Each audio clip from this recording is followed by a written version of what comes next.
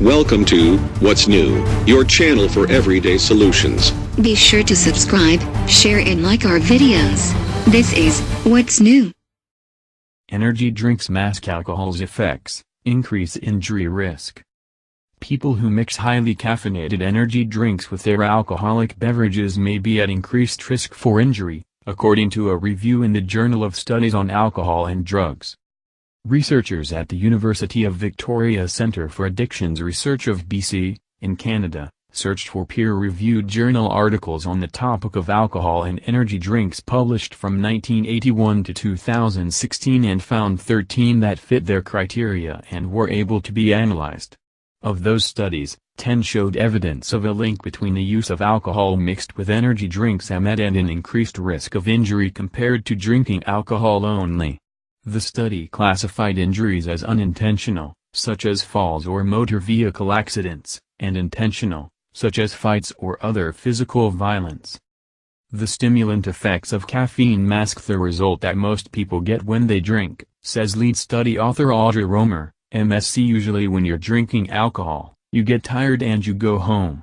Energy drinks mask that, so people may underestimate how intoxicated they are, end up staying out later, consume more alcohol, and engage in risky behavior and more hazardous drinking practices.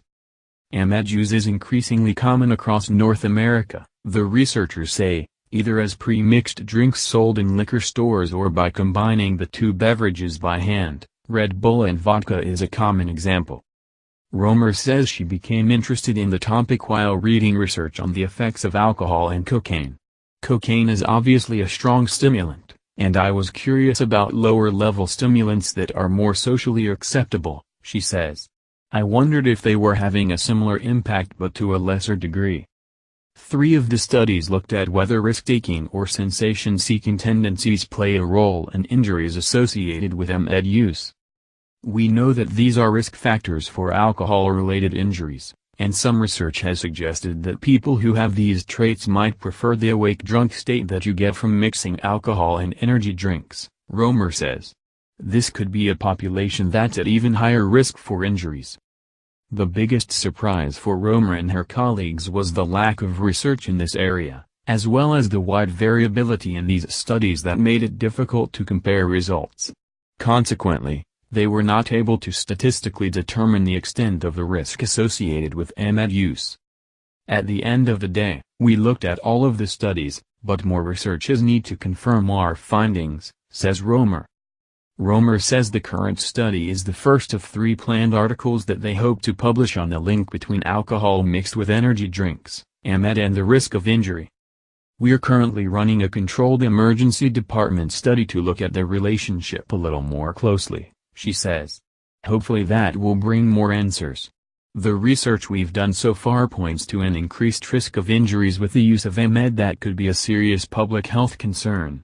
Our hope is to conduct and facilitate future research in order to identify limitations and get a closer look at the topic to see what's really going on. According to Chicago Tribune, prepackaged caffeinated alcohol drinks are essentially banned in the US and Canada.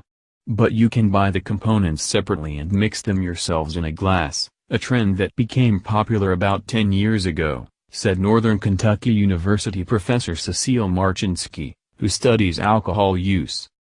The study was co-authored by Centre for Addictions Research of BC Director, Tim Stockwell, Ph.D., and funded by the Canadian Institute of Health Research. Welcome to What's New, your channel for everyday solutions. Be sure to subscribe, share and like our videos. This is What's New.